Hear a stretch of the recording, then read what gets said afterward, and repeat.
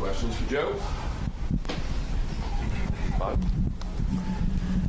Joe, you talked a lot about carrying over some of the second half momentum from the Bulls game. A little bit of a flat start it looked like in this one, the turnovers in that opening stretch, the second quarter. What did you see from the offense in the first half that kind of led to that? I thought, like you said, we were just a little bit unorganized in our turnovers. Our spacing wasn't great, and just got to get to our reads a little bit faster. But I thought we did a better job in the second half of our execution. Jayson, at the point of attack, has had a lot of turnovers recently, 7 before the ejection. What does he need to improve on in terms of keeping that number down, and what kind of led to his ejection after that 7th? I don't really know what led to his ejection. It was like 1 second on the clock, and I was trying to figure out what we were going to do as far as where the ball was and then what our lineup was to start the fourth quarter. So I missed a small portion of that. But as far as the turnovers, just, like everybody else, just, keep the game simple and make the right play and put himself in positions to just make the right read. So, there's times where, just working on the 2-on-1 pass and then obviously seeing a bunch of different coverages, just making those adjustments over time. So something that he works at all the time, so I'm not concerned about it. How did you feel like the team did after Jayson left? Because he's been kind of the guy running the show for the most part. I thought everybody stepped up.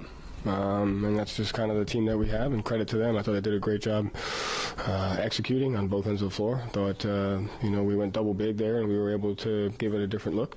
And I thought the guys just, did what they had to do to win. And, games like that,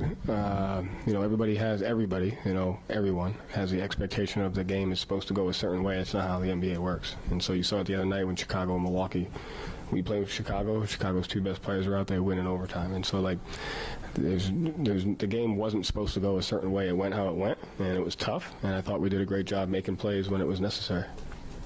Joe, I know it's early in the season, but what would you say are the biggest differences in you this year versus last year? How have you grown as a coach?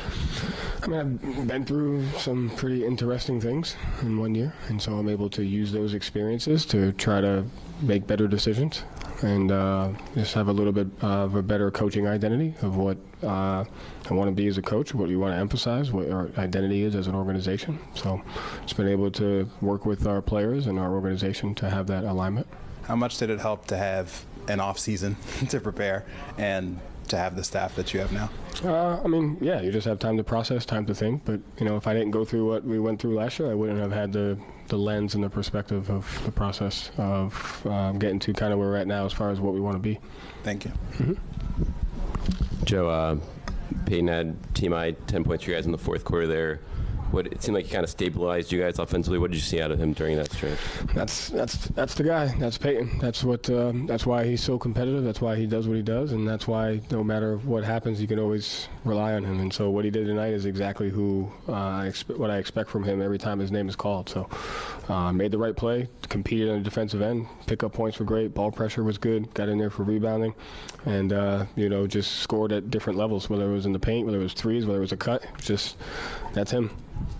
And have you had a chance to talk to Jayson after the game, just in terms of after the ejection? Did you talk Smile, to you guys give him a hug, laugh it off. Jimmy. I was kind of going to ask the same question, which is just, do you need to talk to him about keeping it under control, or is that the kind of fire you like to see? I like some of that.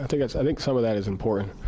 Obviously, you don't want it to get into the way of where it gets in the way of winning, but I think that type of passion and caring about it, and I err on the side of I'd rather see that than nothing at all.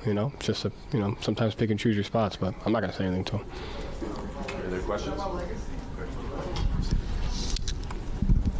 What did you see in the first half defensively, and what kind of changed for you in the fourth on that end? So our team shoot 50% from three, and what I did see is we did not do a great job in our individual defense. We did not do a great job taking tendencies. So Pat Beverly got into the lane 4 times with his right hand.